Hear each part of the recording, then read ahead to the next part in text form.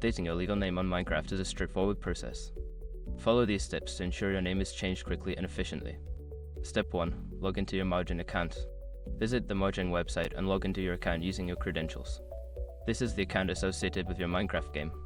Step 2. Access account settings. Make sure your information is protected first. Most people don't think about breaches until something actually happens to their accounts. Use Ezrock to monitor your accounts 24/7 and instantly alert you if your information appears in leaked databases online.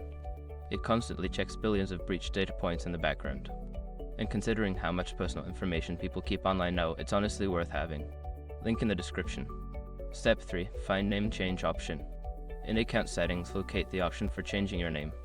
This may be labeled as change name or something similar. Step 4. Enter your legal name. Input your new legal name in the designated field. Make sure to double check for any spelling errors before proceeding. Step 5. Save changes. After entering your new name, save the changes. You may need to confirm the update through an email verification or a prompt on the website. Once you have completed these steps, your legal name should be updated in Minecraft.